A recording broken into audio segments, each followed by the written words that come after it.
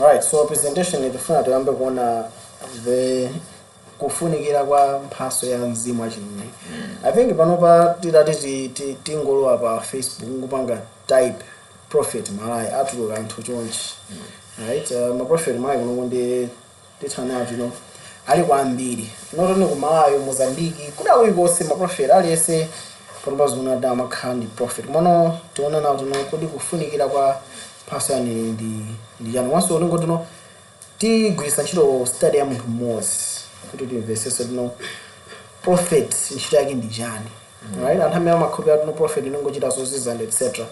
Pano tigwisa prophet mmodzi amene ali prophet amene timaona ngati ndo wamkulu kwambiri Eliya. Right, so tipiteni ku 1 Mafumu 18.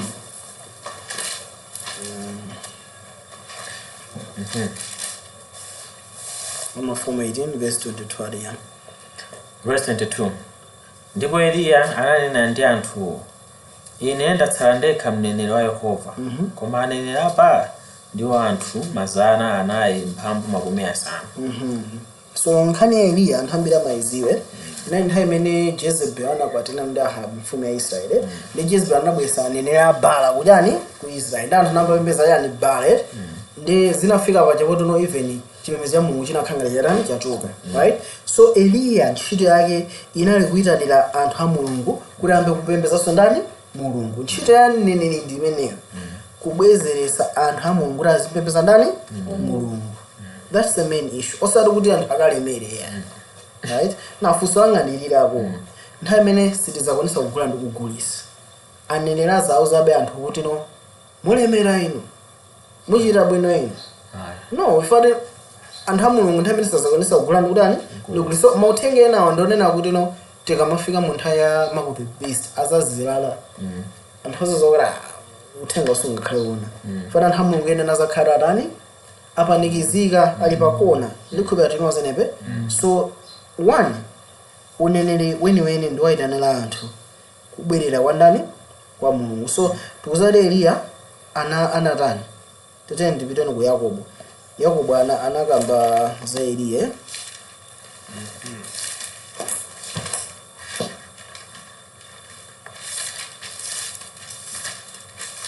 Yakobo 5. Yakobo 5 verse 17. Yakobo 5 verse 17. So ukamba za Eliya Yakobo 5 verse 17 ndi dinariya. Eliya anali munthu wakumva zomwe zitimva ife. Ndipo anapemphera chipempherere kuti isavumbwe mvula, ndipo sinagwa mvula pa dziko zaka zitatu kudza miyezi 6. So anapemphera mvula isagwe, ndipo badusaso zaka zitatu mvula usagwa. Koma Eliya anali ngati inu ndi ndani ndi ine. Chimene chinampangisa kuti ayankhule zimene zinayiyani anali ndi mphatso yayani ya uneneri. Eri ineyo sininganene kuti mwamphamvu kuti amwene musaka 5 mukha okay ndiyani ningopereka chisanze sininganene chinthu china yake chonalo mawa ndikuchita kusindika kuti nomwe kuti chifoti sinamve kuchokera kwa Mulungu. Koma munthu ukakhala ndi mphatso ya uneneri umakhala wakuza ndi ndani ndi Mulungu. Anthu kamayankhula umakhala kuti doubt palibiretu. Ananena kwako mvula sigwa 3.5 years. Ndi yoti chimachitika nthawi mvula imatani imagwa. Iwe ndikuyankha chitoti zinthu zanu zichita kusemphana ndi china yonse. Koma uthayankhula zimene ngati Mulungu atani wakuuza. Andine zisamangopanga ya ifati Baala ni Mulungu samene amakhupera mabwesa yani mvula. Timozanebe? So ina ngatala ku crash that Mulungu ajani wa Baala. Right? That was the reason. For 3.5 years mvula usagwa. Kenako Eliya was attend kukamera. Alisa pemphera apa morota ugwe. Amene morota agwe ameneyo ndiye Mulungu andani wa Mulungu. So miracle yo chozizwa sina yoti nakaonesa identity ndi wa Mulungu. No. Right? Nkhani ine ndio kuti amafuna aonesera anthu kuti Mulungu ndiye ndani Mulungu. Tipembeze iye. That was the whole purpose of the showdown. Tinozene so nene nakapanga ziti zimene. So Eliya anasusana ndi ndani ndi Ahabu dziko lapase mfumu ya dziwe anasusana ndi aneneri anthu aja achipembedzo mwanjirena kumapera nthawi wende prophetic gift ikazabwerera pakamachitika zinthu zachibwana mboma anthu a Mulungu azakhala kutani akususa makamaka zinthu zikususa zikukhuza so chipembedzo anthu a Mulungu azayankhula amene ali aneneri right komanso pakamazachitika zinthu zosokonekera mu chipembedzo anthu a Mulungu sazatani azayankhula why chifukwa watuma ni ndani ndi Mulungu. That's the power ya mphaso ya prophetic gift. Ndikhulupirira timuzi nebe verse 18 aliyani verse 18 yakobo mwanzo.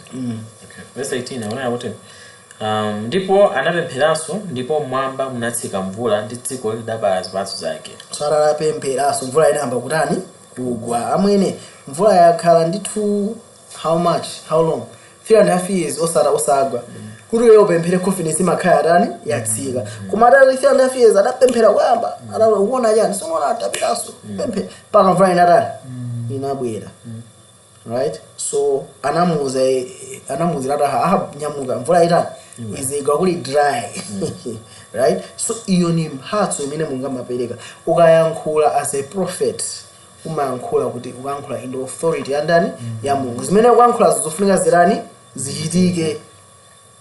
Ndikhulupirira tonse nepe ningopereka chisanzo cha chimene chichi okay then ku Exodus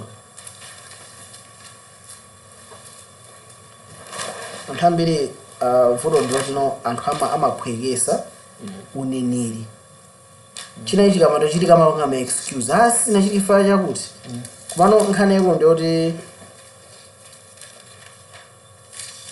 munthu ngaranyankhula kuti Mulungu yankhula zifuna zirani zichitike. Exodus chapter 4 tukuiza nkhani imeneyi ya Mose. Exodus 4 verse 14 aliyani verse 14 pamene mkulu wa Yehova unamuyakira Mose imaneka context yake ajana muzara akulu pitane anatasi ni mathawa yankhula tatata ed ne muzaro kandi ndipanga Mulungu muzandipanga anakaikadi Mulungu yo ndi ana muzara basi tiyeni ndibwenezeso pamene mkulu wa Yehova unamuyakira Mose ndipo anati nanga Aaroni mlevi m'bale wako si alipo kodi ndidziwa kuti kulankhula alankhula ndipo taona atuluka kudzakumana ndi iwe ndipo pakuona iwe adzakondwera mtima mwake. 10 verse 15 ndipo akulankhule naye ukalankhule naye ndi kumpangira mawu ndipo ine ndidzakhala mkamwa mwako ndi mkamwa mwake ndipo ndidzakuphunzitsani inu chimene mukachite ndipo iye adzakulankhulira iwe kwa anthu ndipo kudzatero kuti iye adzakhala kwa iwe ngati mkamwa ndi iwe kudzakhala kwa iye ngati Mulungu. Mapona amenepe so nenera kamayankhula amakhala ngati kamwa la Mulungu. Initially Mose nemena akufunga kamwa la ndani la Mulungu omati ayi Mose ndikuza zochita ndizikhaso nena ndi Aaroni ndikakankhula iweyo ndi neneri uzikamuza ndani Aaron azikhala ngati kamwa lako iwe ndizikhala ngati Mulungu andani wake in the sense mwani vese wenewe so neneri ngati akuyankhula akuluakulu ndipo zinthu zabalika zimwe amankhula sizikuchitika amene sinena Mulungu ndati Mulungu amene anamala wenepo. That's why the test of gift of prophecy chimene yankhula chitani ngati sichitika ndati Mulungu sanatani sana yankhule ndikhulupirira tinoze nebe that one I don't know why anthu ambiri amene amakhuluma ma prophet amazitani samazitengera kama test ya maikanga tayisi eti nangatana enkhala 4 out of 18 zowanira mano akuti ngati wayankhula basi tatene Deuteronomy 13 verse 1 ndi 2 aliyani okay tene pelekane mfunda okay yeah this is learn about that's why even chijewa okay yona chifayake yona anamphera Mulungu mtima atalalikira for 40 days ambiza kuti Nineve akone urani konongeke fana pchante kuti zimene amanena sizinadani ndoti anthu anitenga kuti namwe falsified ndi waboza zimene tiwene kukhalaso usamalisa kuti ujeni ulusumene kapena timunena ifejo ndi chani tiwene kufunsaso Mulungu okhala mwamba kuti kodi chimene munena chichi supana anthu ati wauza kuti muna si about muna zokhuza muna kuti muna kulapa kapena muna amake atembenuke ndikapereka ngati akatembenukano sopano kodi conditions asinthabe kapena panga maintain so pena zitaoneka kuti ngati zabodza koma nditapereka uthenga uja anthu aja achilandira asintha still mondo tina kuenerabe kuti anthu kufusabe okay then ndipitise Deuteronomy 13 verse 1 ndithwade ya verse 1 akauka pakati pa inu mneneri kapena wakulota maloto nakakupatsani chizindikiro kapena chozizwa ndipo chizindikiro kapena chozizwa adenera chifika ndikuti titsate milungu ina imene simunayidziwa ndi kuyitumikira musamamvere mawu a mneneri uyu kapena olota maloto uyu popeza Yehova mulungu wanu akuyesani kuti adziwe ngati mukonda Yehova mulungu wanu ndi mtima wanu wonse ndi moyo wanu wonse. Tabona menebe akutisha mneneri akabwera ndikuchita chozizwa anthu ndikuona da chozizwa chadani chachitika koma mneneri chomazara makusana aonera pembeza muteni ati satani simsatire tabona menebe verse 5 again verse 5 ndipo mneneriyo kapena olota maloto yo mumuphe muona menebe ndidisadi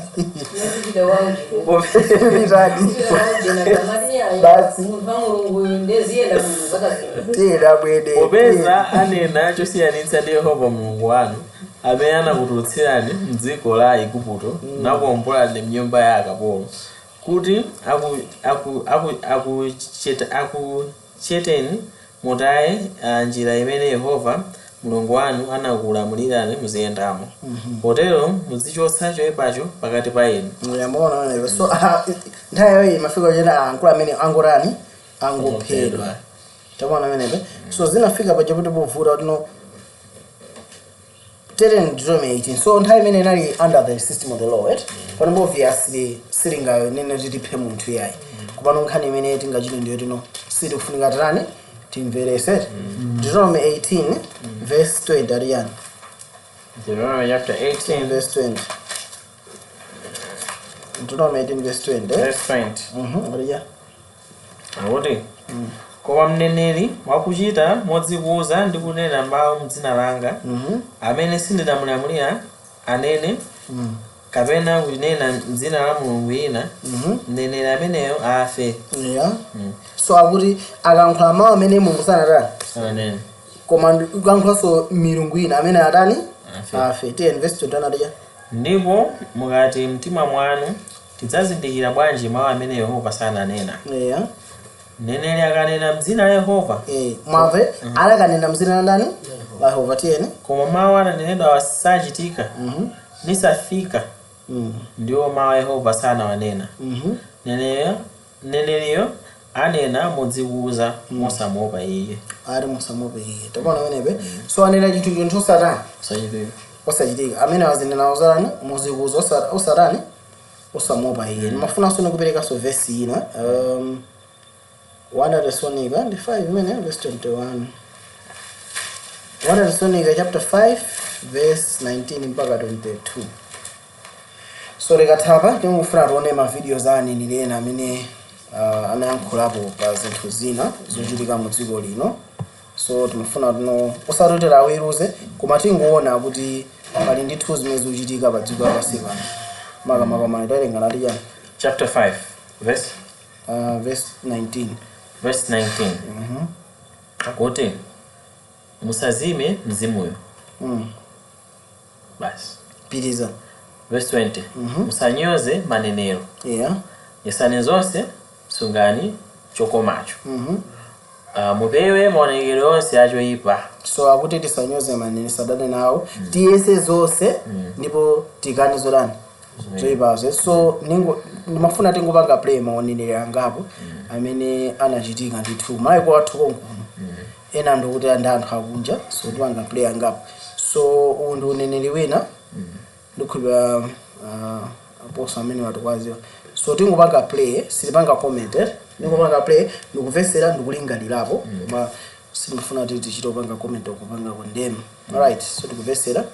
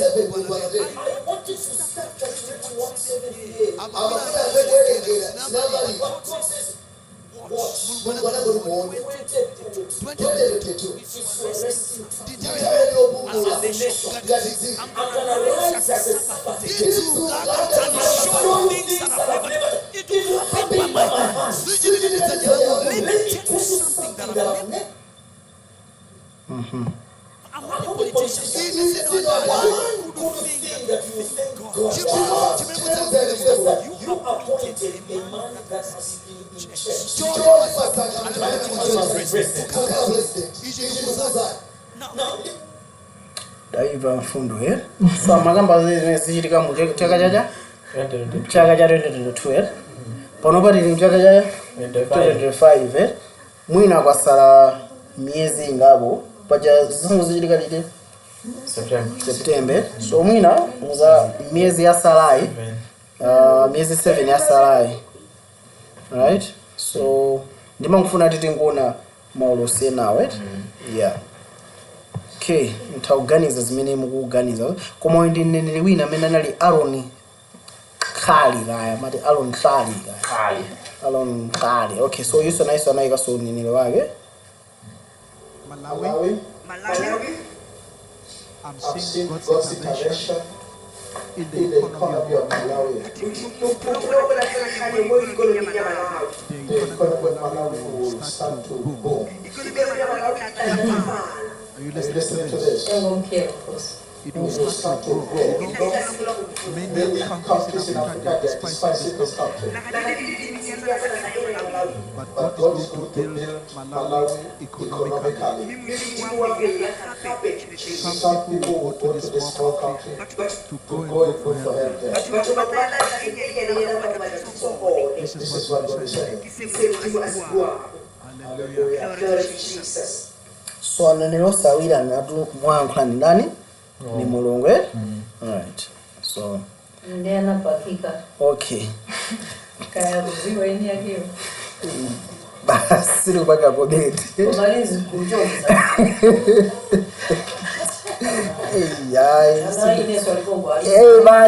Tubanga rekodi abantu.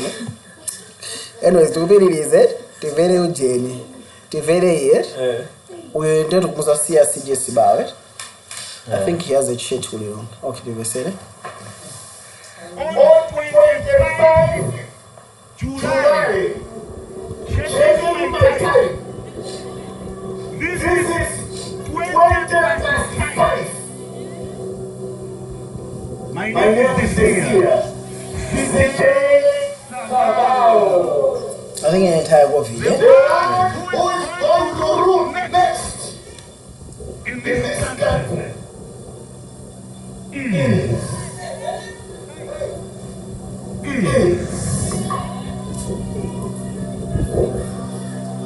This person will take the name of the party. But it's the same president, you know. The vice president is next to rule this country. Nonetheless, Chile, party, in the accountable for something. The whole country will be surprised. Why? Chile is trying to rule us. He did not invite me or me, but I'm telling you where you are. The oil of the next president is upon you. support you, will stand with you. After this. Okay, so akuti aziona, right? And we know kuti sadly zinachita. I think by now everyone knows when I inquiry based upon fire Eugene, the vice president. So abamati atani alamulira. Anyways, he so need friend bange play. Awanali ulosi waba zisanku za ma primary za UTM kuti president wa alamulira UTM ndani. So they said Amen. Now we are going to the path of God. You came again, path of God. Not the path of man.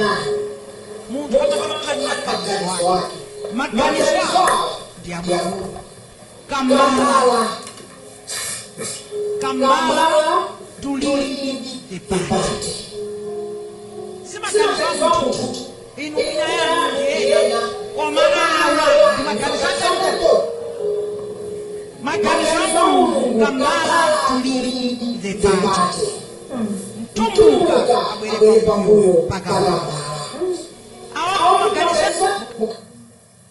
Alright, so kwamkhani mulungwesi adakhale president ndani kumene kamba pambuyo pakenda Matthew Zitumbuke. Alright, so tentoneni mene zinachitika ku primaries. Kaveserani. Mai Dr. Patricia Gayati amesema voti 21.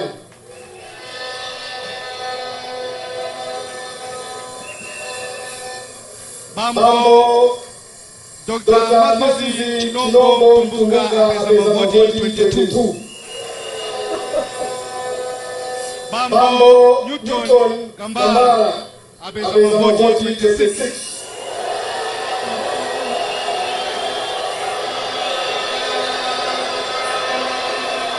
Sina Marize. Dr. Kaliso Kabambe amesema voti 636.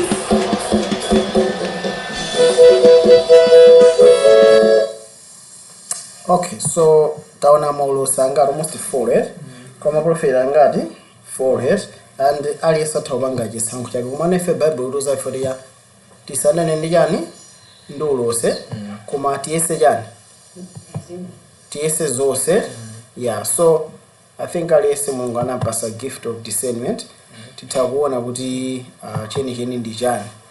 Okay, of course zinazo kuonera zinazowawa kuti tive fati pali gulu la anthu likuonera maclip ena ndoti ali still pa ma channels anthu.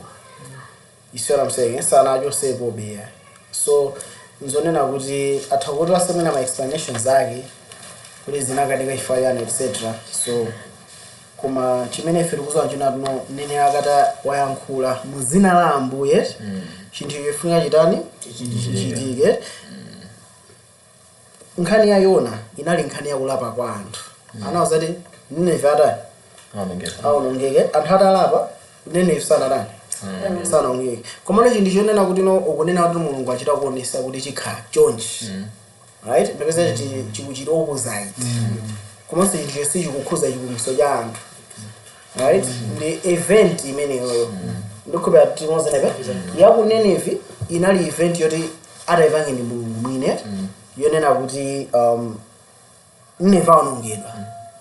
So pamene anthu alapa chochitika nchani Nineve sanatani sanaonongedwe. Yeah, koma noti mazwana Nineve lero unanana zaonongedwa abiri. Tikizazimeza fata anthu anabwera abe kuchani kuzozakale zawo. So loswayo now just sana false prophet. Edi koma noti unanana no munthu apanga event, let's say for example yokhuza chuma cha Malawi. Right? Ndi event imeneyo. Koma no titaona kuti mene zilili kumayo no of course sin friend you are comfortable people eating. Right? So zina so president wa Malawi kuzati president yo sitting nice ukanobe. Ena uri president wa Japan kuzati anthu ose anachita kuluzira to osati so kwa osati so kwa margin. Right? So titakuona kuti no ulosi panopa ngumakhala gift of prophecy imakhala ngati kuti no itakhala 80% 20% anthu amakhati alibe nazo vuto ene bible nano ikhale yani 100%. Amene sakhala nthawi ya Israeli amene safika 100% amafunika atani amamugenda anthu kuthera bali thera bomba. Okay, so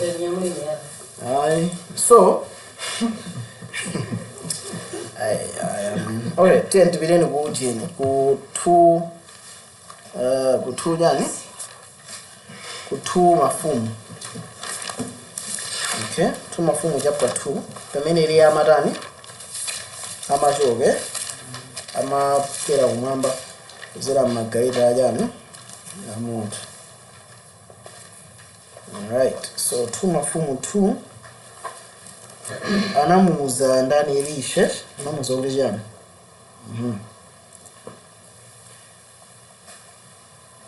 Mr.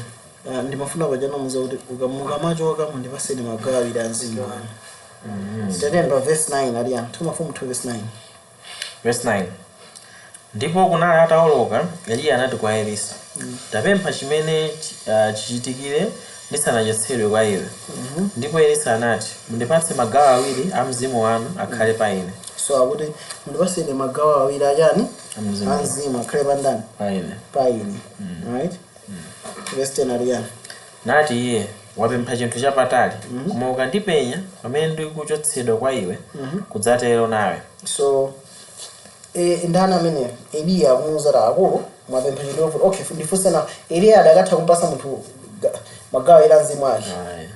Ibeza mwa Mulungu kuti atani abereke. Kona yankhala kumuuza okay ukondona ndipita kumwamba zikhala banji zikhala yonke mwanjira ina Eliya akuyankhula ngati mwa prophecy akubereka ngati umboni kuti no ukandona ndipita kumwamba ndeti Mulungu atitani wanditenge ndeti ukhulupirire so tewe watani wachilandira chinthuchi ndikhulupirira kuti limodzi zimene zikhalire so zimene zinachitika ndi choncho anditi kuzaona kuti no akucheza akuyenda zinachitika chani magaleta amuna anatenga kumwatani mapita kumwamba and we know that Elisha ndamene anazakhala ndani nene malo mwake ndikhulupirira kuti limodzi newe.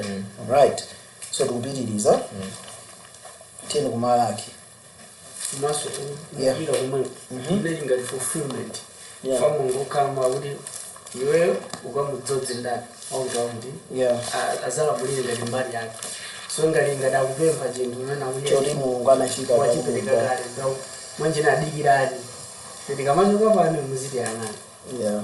Okay, Malaki chapter 4 akamba sobaya kwa Mulungu Malaki 4 verse 1 aliya pakuti taonani ndikuza tsiku lotentha ngati ng'anjo ndipo onse akudzikuza ndi onse akuchita choyipa adzakhala ngati chikutu.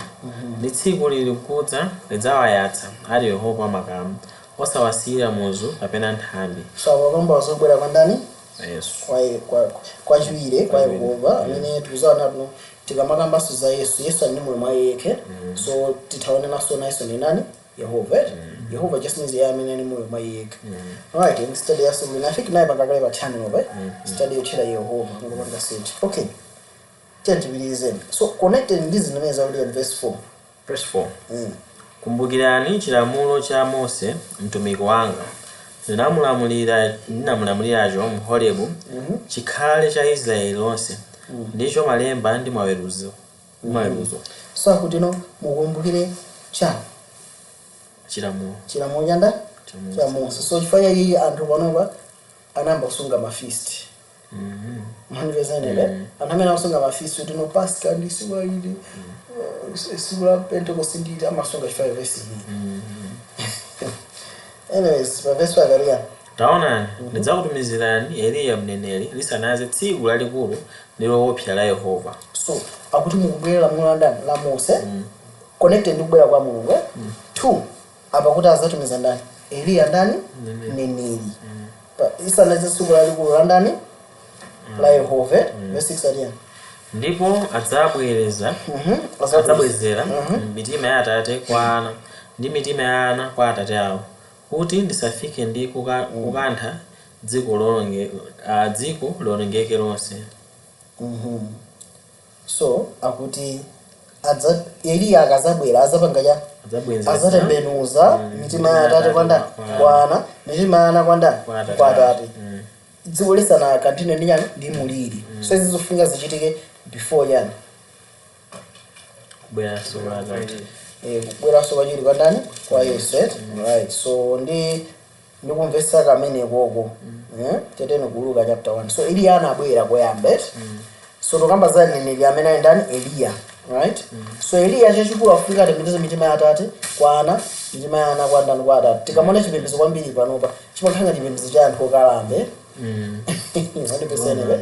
Makanga ndi amweni mupanga Yesu bani zami dala zines ngati tukakalamba ulibe yochita cha ndi tuthamano pemphera alusopana ulibe ndalama nthaya yako yatha mphamvu zako zatha uthamano kupemphera alusopana ndi what type of service udapereka kwa Mulungu tinozenebe muzoona ma videos akunja kwambiri ma church muna kalamba zokhazo kodi zanga anali ku Germany anali ku church anajira kufusa mutane kunoko anawera ku church ankalamba zinafusa mutane kunoko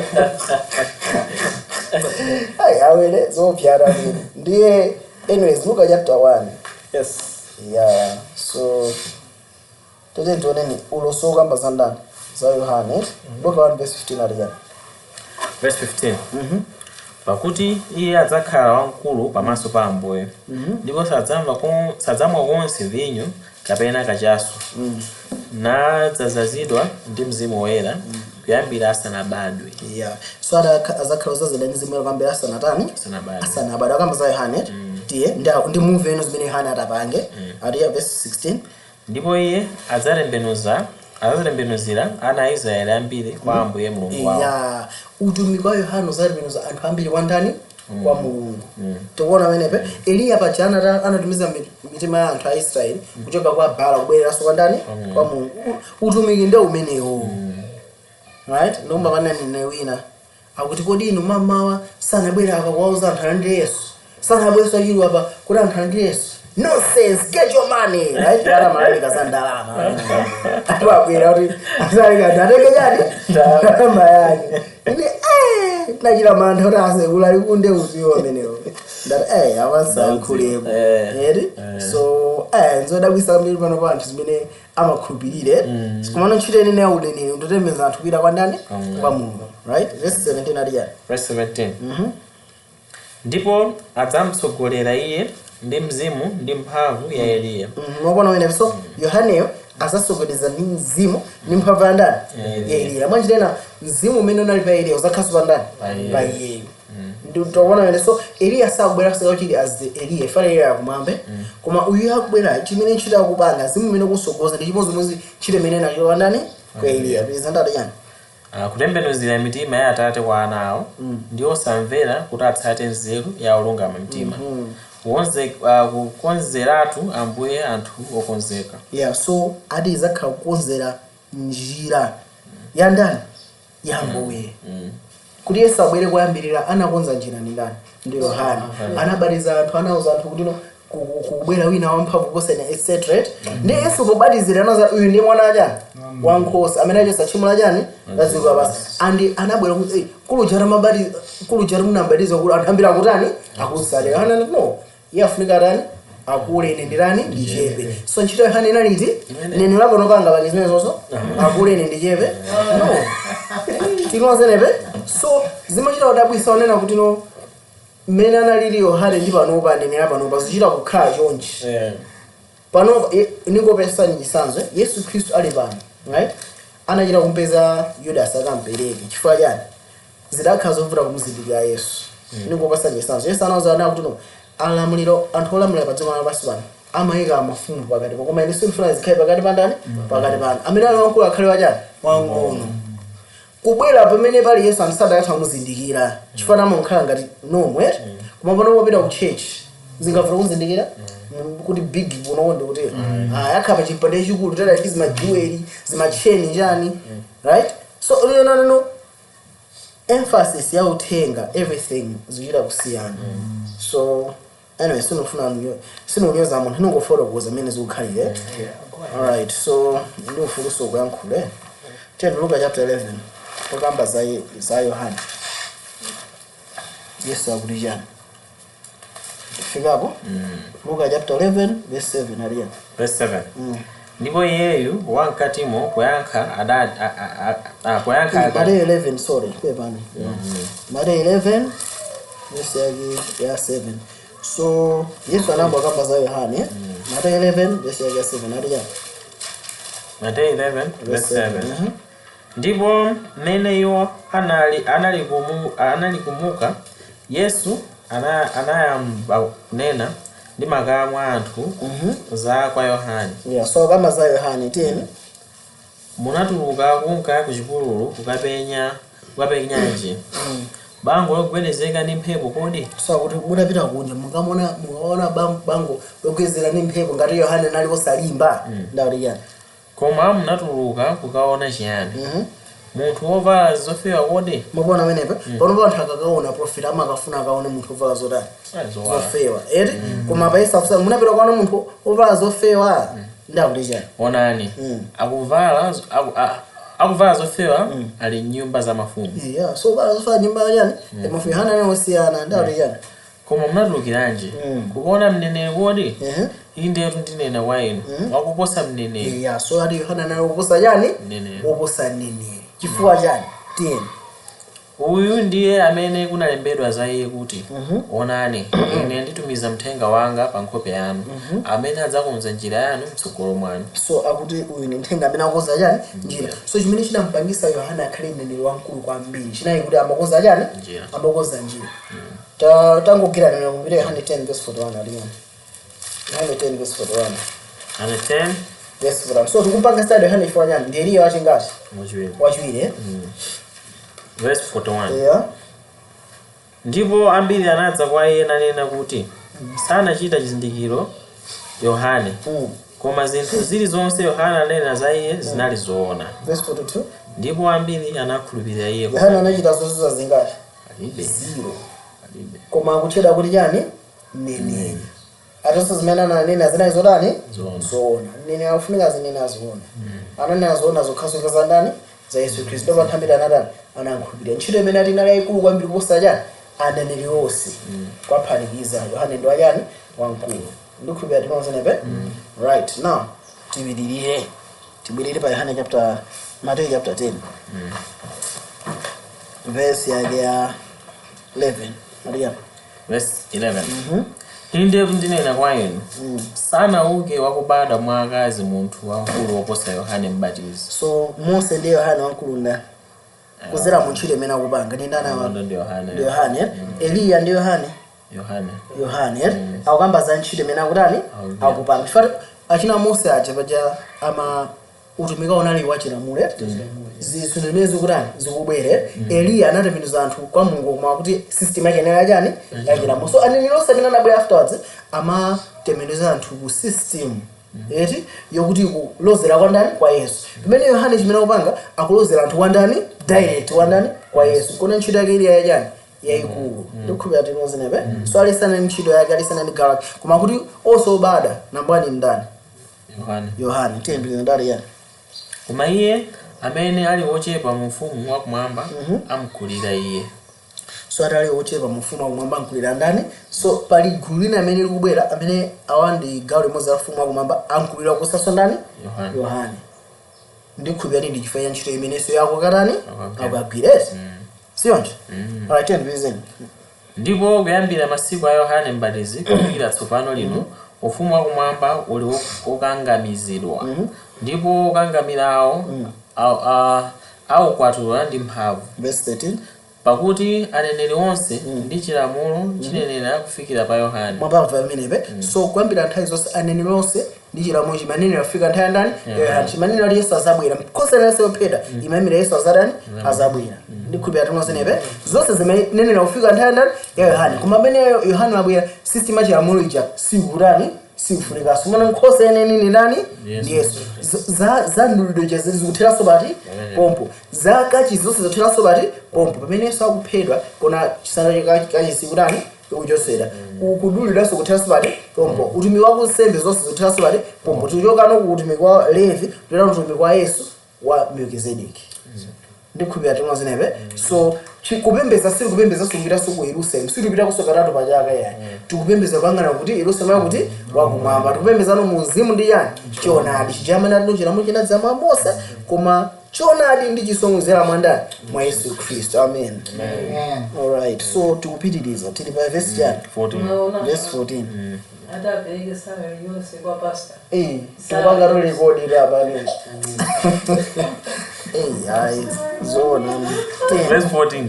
Verse 14 ari yani. Ndipo ngati mufuna kulandira uyu ndiye Eliya amene amati akudza. Mapona amene ari ngati mungachilandire uyu ndiye Eliya amene amatatani akudza. So Eliya anachita zozizo koma apapa akuti chani Eliya amene ali okudza uchane ndani ndi uyuyo amene zinake ndani Yohana sana chitochisa chinayesi koma nangu aitana anthu ndoti ndameneyo ndokhulupira tinoze nebe. So akuti koma ngono mufumu nakuposa sondani Yohana ndoti amene ndiye wachingati afunika kale Eliya wachitatu ndikhulupira tinoze nebe.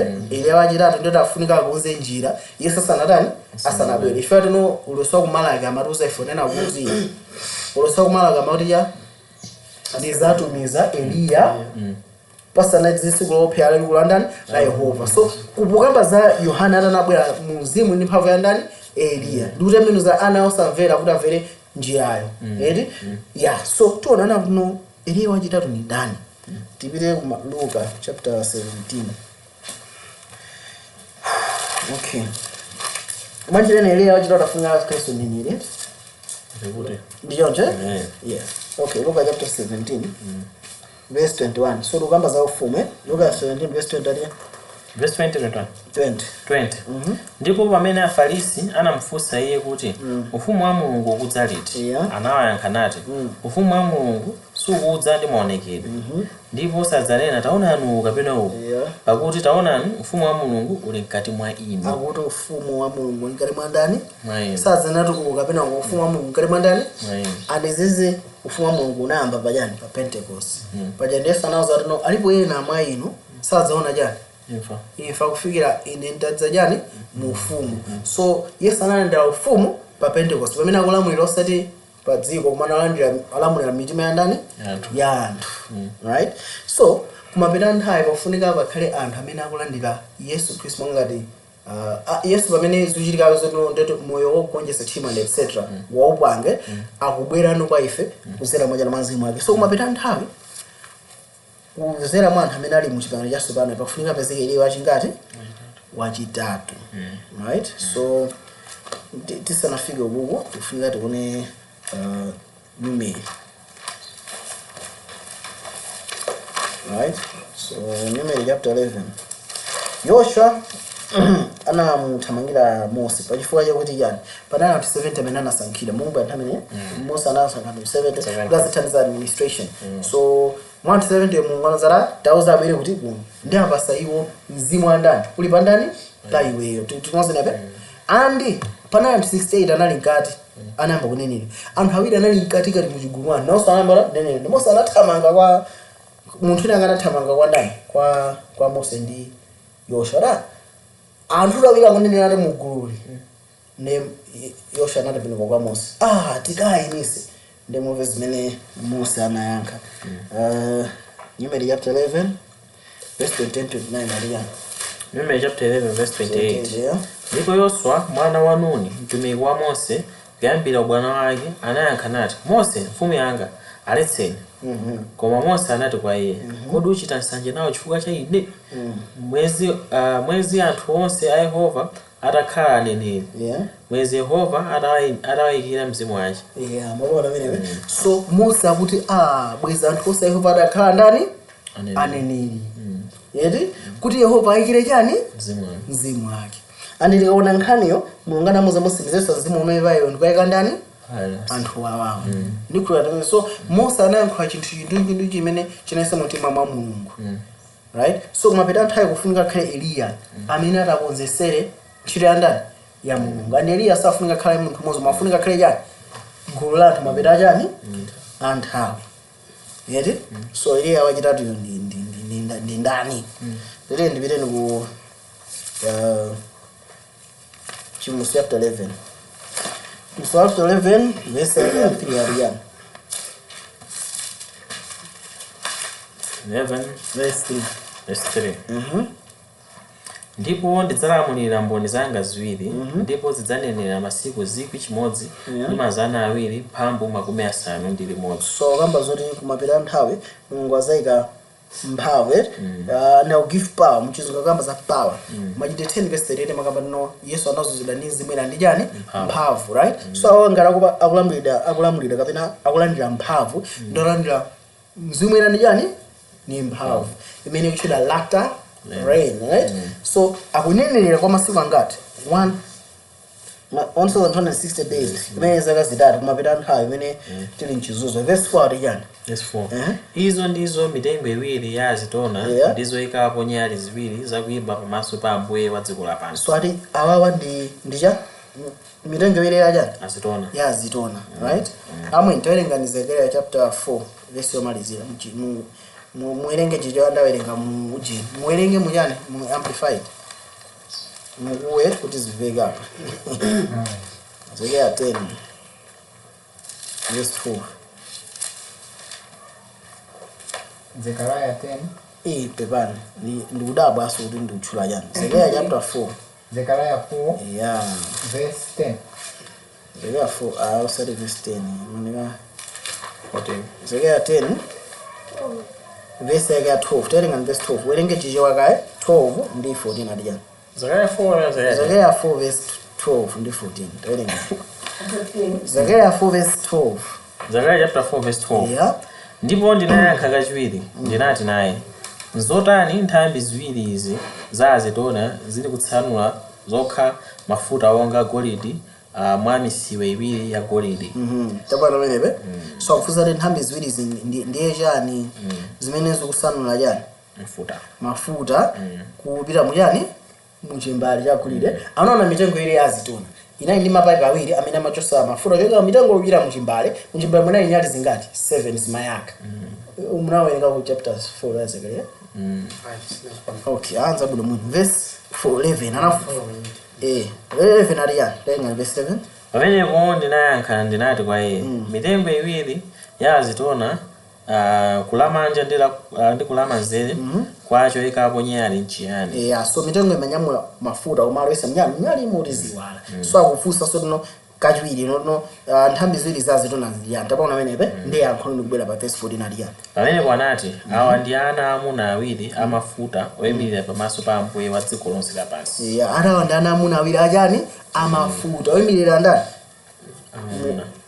so ana amuna awiri amafuta atikaerenga mu chapter chimene chichi anali Zerubabeli amene governor komanso anali ndani Yoshua wansembe osati wanthawi ya Mose Yoshua wanthawi. So awiri wanda amene Mulungu anayazaza ndi mzimu wachani wa Mulungu anayazaza ndi mafuta, right? Ndi chapter chema ngati no simphamvu sinkhondo kumachani so akamba za mzimu wa Mulungu to mzimu wa Mulungu azaza anthu awiri akhala ngati mitengo ya mafuta ndiwo ndi amene adagwire ntchito kutenga mpingo wonse kuruka gwire ntchito mpingo wa Israeli wonse kuti ukagwire ntchito yomanga chani kachisi tikuona menepe ndikupeta mvuza veke so kumapita nthawi kamba za mboni zingati ziwiri tawerenga chapter 4 verse 14 ali yani.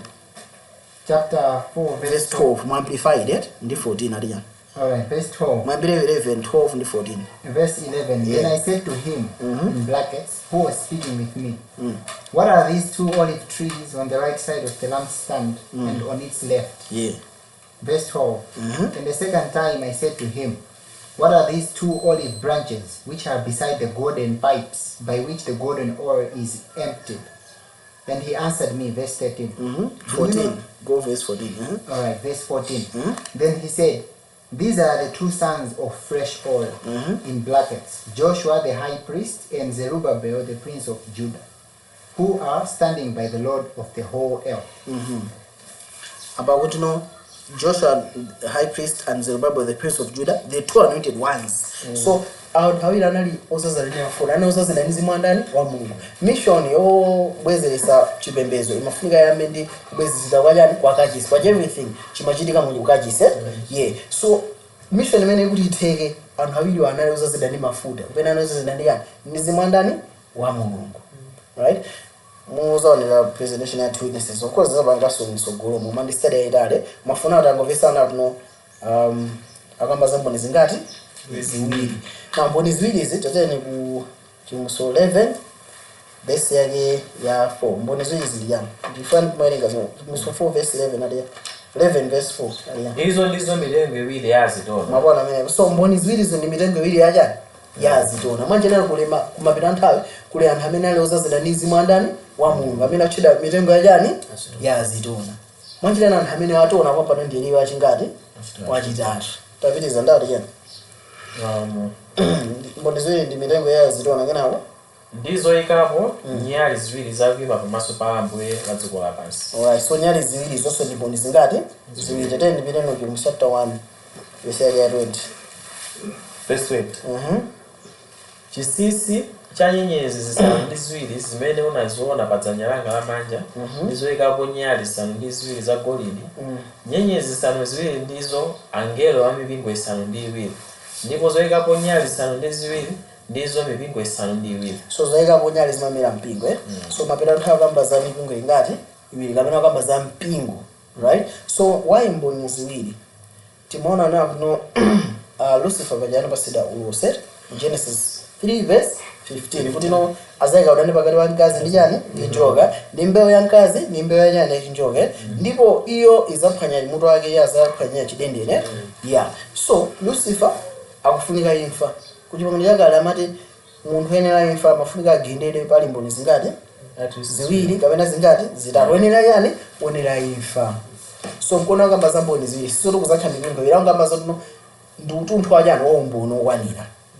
Okay, so tuwene tangwira ndipombo tibwererapo so tipite kwa Roma chapter 16. Roma 16 atija verse ya 20.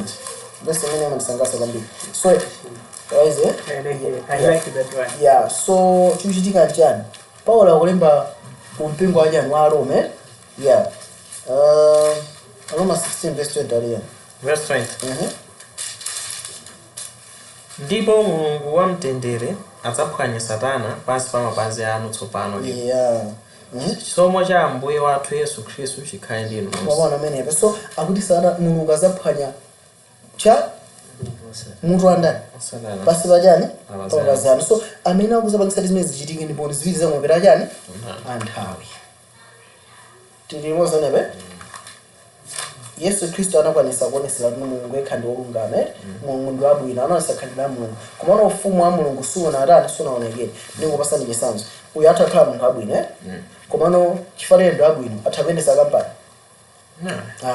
tifunire nipaze kampani titani tione mutatakhala abwino komano ufumu wake osakhala abwino so Mulungu anatumiza Yesu Kristo tate kupulumutsa ife koma kuzera mwa chimenecho anaonesera ubwino ndi kukoma konse kwa ndani kwa Mulungu koma ufumu wake sunaonekere nchifukwa sana analipobe mpaka lero yeti Satana anatala mafumu sanzaku basi mwenje na mafumu adziko lapansi pano amayendera under principle yandani ya Lucifer pamene ufumu wa Mulungu akuti uli nkati mwa ndani mwa inu mwenje na Mzimu Woyera uli mwa ndani mwa ife ndio tipafunika pakhale nthawi kwambira Pentecost zionesere zimene Yesu Kristo kukhala nkati mwa anthu ake zingapaki tikufana meneve komano chimene chichi chifunika chifike pa climax mwapeta chani anthu aliyense apaside mita kuti no tapanga ndi zonse zimene chingapange so Lucifer kuloledwa kuti apange lemba la chani la chirombo kuti no ufumu wake ukhale ukakamiza chuma chonse ndalama zonse zikhale ndani mbali yake pamene mbali inayi Mulungu akulola kuti no anthu ake atani asindikizidwe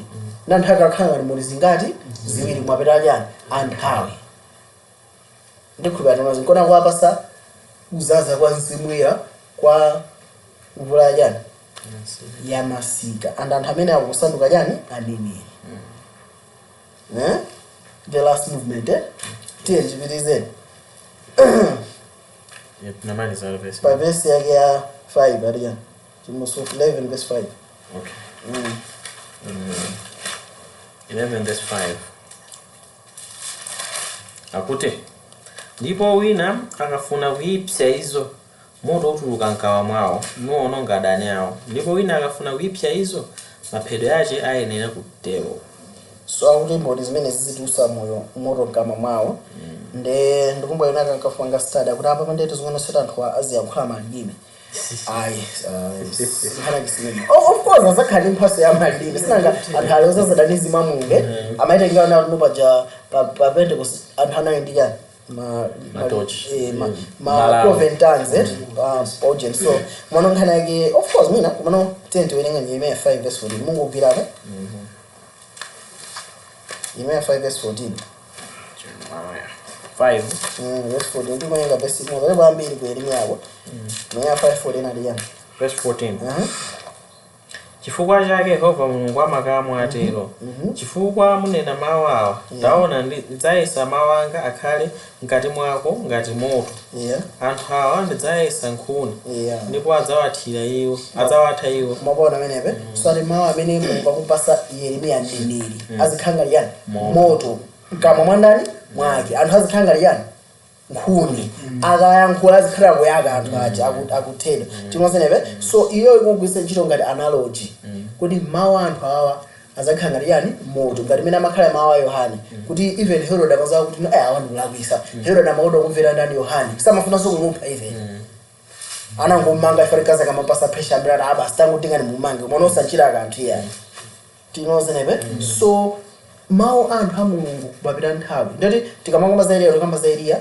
woyamba ndi wa Yohane so Yohane anayankhula mawu osati amasewera eti chizo mayankhula zinayi zoona mwanjira anthu awa zakhala nawo kuno ali osindikizidwa lero malize ali osindikizidwa aine mphaso ya uneneri akayankhula mawu amakhali mawu andani a Mulungu anthu zonse zimakhala zotani zoona ndipo sizingakanidwe yayi zikhala ngati moto Yeremiya kumwe ku chapter 1 akuti chapter 1 verse 7 masika mutsi up to 9 akuti akumutu kumene akuti usazese kuti ndiwe mwana ina kuzosana bade ndizaika mawu kata kama ukapa tsulo kwaunu kukagwetse then akupasa ulamulo kuti ukamange ukadzale so the same applies kuti chimodzimodzi ndi anthu so akumapeto kuti amene alandira chani yes okay tete na verse 6 aliyani ndimuona kuti wewe ndiye Eliya wakale tete na verse 6 aliyani tumusa verse 6 verse 6 izo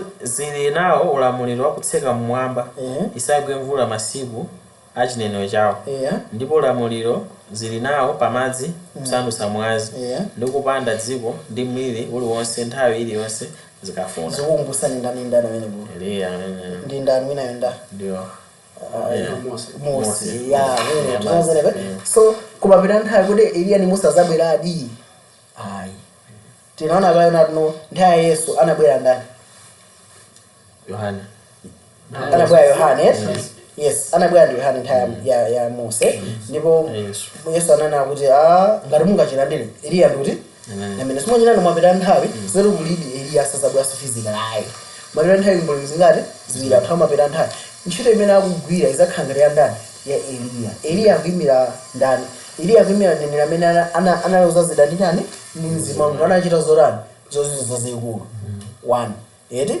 mwanjirena ndi movement imene iliyoza zidani mzimu anani wa Mulungu 2 Mose amakumbukira kwambiri ndi kuti chani tikaona nthawi ya Yesu amakuda kuti amuli ndi zoyembera za ndani za Mose ndi aneneri mwanjirena Mose akumbukira ngati munthu amene anayika foundation ya chipembedzo chonse choona the law as a system so chipembedzo chonse ndulidwe kudzala zakudya kafali everything Mulungu anayika kusala mandani mwa Mose so mwanjirena Mose akuyimira nene amene anayika chani mawandani a Mulungu konako natino pamene ikubwedza tsiku lopyala ikulu la Yehova ndizatimizana ndinenera azatimiza mitima ya Atate kwa ana kwa msana bwerese chani mliri right ndakuti mukumbukire chilamulo cha ndani cha Mose mwanga ndinapasani ku Horeb so tano zote zilizo zaso na feast akutano zana kuti no kumapita nthawi akuzamiza Eliya the spirit and power of Elijah mzimu ndi mphamvu ya Eliya komanso mawu Mulungu azakhalanso chani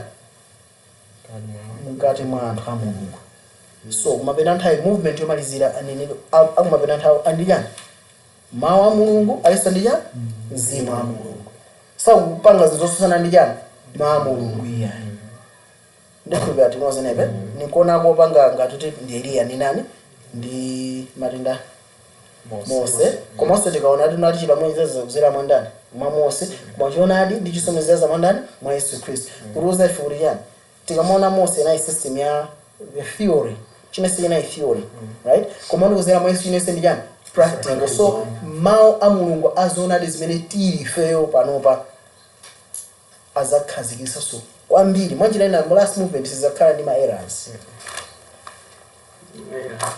lero lido kuti upangizo nyasa chikumutima chimatani chimupesa okay so kutsekereza zonsezi tinawerenga zandani za Mose amene mwenatino sidakhala Mulungu anthu osakhale mzimu wa Mulungu kuti anthu osakhale ndi anene kuti Mulungu ayike mzimu wachani pa iye movement imene ichitika chimiso 12 verse 17 aliya 17 akuti ndipo chinjoka chinakwiya ndi mkazi ndi chichoka kunka kuchita nkhondo ndi otsala a mbewu yace amene asunga malamulo a Mulungu nakhala nawo umboni wa Yesu. So mu presentation inaija tinaona nkhani yakulu ya chikondi kuti chikondi ndi imene chimakwanitsa yani malamulo onse so nthawi Mulungu akuzaziwika ife chikondi chimene chinkati mwandani mayo akuchita zonse zimene Mulungu angadani angauze po 103 verse 23 mpaka kumapeto tinaona nawo tino lamulo lake ndi ili atu uzikonda uzali ukhulupirire mwa mwana wake ndani Yesu Kristo ndi ukonda ndani ndi chani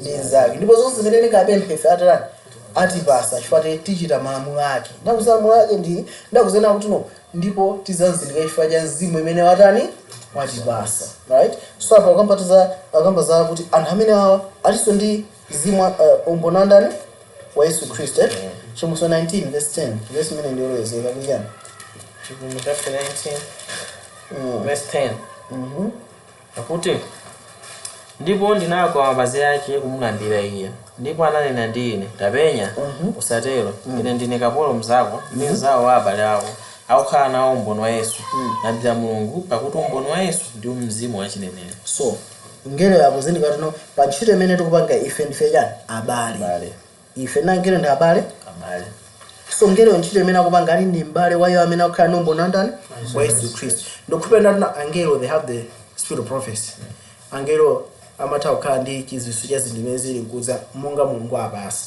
chifukwa chani ndingafotokoza kuti bwanji zimenezi paja Mulungu nthawi samatha kutumiza angelo kuti auze anthu zezi zimene zili nkudza kwa Maria anamuzati mzimu ina uzakhala pa ndani pa iwe kwa Zekariya mkazi wake ndi Zekariya mwina anazati muzabada ndani mwana right so amatha kukhala ndi that prophetic gift so kuti iwe akumuza Yohane iwe ndine ndife yani abale ndi iyonso pamodzi amene akukhala ndi umboni ndani wa Yesu Kristo ndikupera tinozenebe right so tendipitizeni chimuso 22 verse 9 Ariana verse 9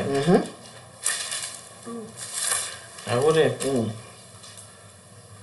ndipo ananena kwa ine tapenya usachite ndine kapolo mzako ndi mzawo wa abale ako aneneri ndi kwa iyo akusunga mawu a buku ili topona menebe so Yesu ngera akuti yani usachite izi iwe ndine ndife yani abale yake ndati aneneri mwanjirena anthu amene ali ndi umboni wa Yesu Kristo umboni wa Yesu Kristo mzimu wachani wachineneri abale yo ndi ndani aneneri ndikupira tinozenebe so the spirit of prophecy right mzimu wachinenero kubapira nthawi uzakhalanso in the last movement ubwerera and that one izakhala iyo wachingati omaliza amene amanena tino wang'ono wa mfumu ndi wankulu kosa ndani Yohane ndikupira tinozenebe so tofika tiyembekize natino kubapira nthawi kuno kukhalanso a natural movement ya anthu amene ali uzazina ndi mzimu ira kuthera nono aliso ndi mzimu achani wachinenero kuti atembenuze dziko lapasi likapembedza nani likapembedze Mulungu nkhani yakulu ndi imeneyo right actually Efeso lingowerenga verse yathu yomaliza paja nthawi yathu Efeso imandisangalatsa Efeso chapter 4 verse ya 9 Ariya chapter 4 verse 9 akuti koma ichi chakuti anakwera nchiyani nanga koma kuti anatsikiranso kumadera akunsi kwa dziko iye otsikayo ndiye yemwenso anakwera popitirira miyamba yonse kuti akadze ndi zinthu zonse akadzaze tawerenga mu NIV Ephesians 4 verse 10 NIV mandisangalatsa kukhapa Ephesians 4 verse 10 verse 10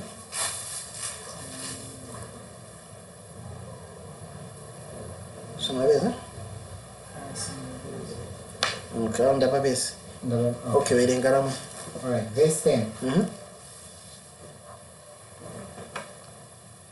He who descended is the very one who ascended higher than all the heavens in order to fill the whole universe. Filling the universe in the judgment. Timothy, omnipresence. Omnipresence. Yes. So Yesu Kristo anatsika padziko lapansi pano ndikuphedwa kena kwanakweraso kuti akakhala omnipresent pajanaso zida ndi mzimu ndani wa Mulungu ndikhulupira tonozenepe so akamba za ndani papa akamba za Yesu, right? And reason that again verse 11 tayenga mchicha ndipo iye anapatsa ena akhale atumwi, yeah, ndi ena aneneri, ndi ena alaliki, ndi ena abusa, ndi ena aphunzitsi. so mphaso sizikubwera for ya verse 12 kuti akonzere oyera mtima ku ntchito ya utumiki. ya utumiki wamaliza ndoti yani kukonza njira ya ndani ya Ambuye timozenepe kuti anthu akakhale okonzeka kulandiranso ndani Yesu Kristo, kuti anthu akalandire mvula ya jani ya masika. That's the ministry, and actually that's why Mulungu akupereka mphaso yake kumapeto ajani anthawi tiyeni Verse 12. kuti akonzere oyera mtima ku ntchito ya utumiki, yeah, kumangirira thupi la Khristu, so thupi lonse la Khristu akhristu sazakhale pangati pamodzi tiyeni kufikira ife tonse tikafikira ku umodzi wa chikhulupiriro ndi wa chizindikiro cha mwana wa Mulungu, kwa munthu wangwiro, umiyeso wa msinkhu wa chidzalo cha Khristu. so kuti tonse tikafike pa chimangiriro cha chikhulupiriro chingati chimodzi pa chikhulupiriro chimadzadi kumva mawu etu mwachinani mawu a Mulungu ma doctrines amene zakhulupirira zakhala otani ofanana ndipo zakhalanso chikhulupiriro chingati chimodzi, koma doctrine ndi zikhulupiriro zakhala zofanana pa nkhani yake itiyo pa chiziso cha mwana ndani wa Mulungu paja Yesu bafunsa amakosana azali inu manena ndi yani Petro anankhala yani inu ndinu Khristu mwana ndani wa Mulungu amoyo nabuzalako iye sarakuze ndani ndi munthu koma ndi ndani atatanga kuti ndipo kuti no ndipo para anthu ili ndizamanga ponyani pingo pa chiziwiso chetu Yesu Kristu ndi mwana wa Mulungu pamene pazamanga ponyani pingo actually pingo wa Mulungu wagwira pati pamene popo. So anthu a Mulungu apera nthawi azakhala ndi chiziwiso, everything izakhala centered pa ndani pa Yesu Kristu. Chona diyo izakhala ma reality zawo ngati nthawi ningoti system yonse ya chipembedzo cha pangana yakale chona diyo yake ndi ndani ndi Yesu, ndito anthu a Mulungu mapera nthawi azakhala ndi chona diyo chonse cha ndani cha chipembedzo mwandani kuzera mwa Yesu Kristu. So actually verse ina ikuteno verse 14 aliya Verse 14. kuti sakhalenso makanda ogwedezeka natengeka ndi mphepo yonse ya chiphunzitso ndi tsenga la anthu ndi kuchenjerera kukatsata chinyengo chakusocheretsa. so anthu a Mulungu mapera nthawi zazakhalanso opusisidwa ndi madoctrines abodza chifukwa ndi mphaso zachani zaunenericho ani mphaso zaubusa cho koma focus athu ndi mphaso yauneneri. Yohane zosana yankhula zaye zoona tendi zitatu ya koma ndikuchita zoonadi mwachikondi tikakule mzinthu zonse kufikira iye amene ali mutu ndiye Khristu. pano pathaona ndi Yesu Kristu ndi mutu koma loka thupi kake ndi kwanyenchera kwambiri koma thupi lonse zafike pa chidzalo cha ndani cha mutu lizakhetu kufanana ndopanga match kona kuti msona itena kuti no tona ni mkazi wa mwana nkhosa arani wazikonzesera thupi zitatu kuchokera mwa iye thupi lonse lokowanidwa ndi lolumikizidwa pamodzi kuthandizanapo mfundo yonse monga mwa kuchititsa kwa chiwalo chonse pa muyeso wace lichita makulidwe a thupi kufikira chimango chake mwachikondi. so nkhani kuti chikondi icho. So that's the emphasis apo ndiye kufunikira kwa mphaso zachani za prophecy. Kani nini ndimenino ndinkuona ngati Yesu Kristu ali ndi movement yoti no anthu ake kumapera anthu azakhala ndi mzimu wake akuti ana azalota chani ana azaona masomphenya akuyakula azalota chani malota, meaning movement yonse ndi andani yanenere. It means ndizoona soto no mbali naye satanafunika pange counterfeit. This is what mwana ngati no ma prophet ni mbwere vena bali pose, right? Because it's a counterfeit. Actually zimene satanafuna ndipange tifike kuti titaudana ndi ulosi.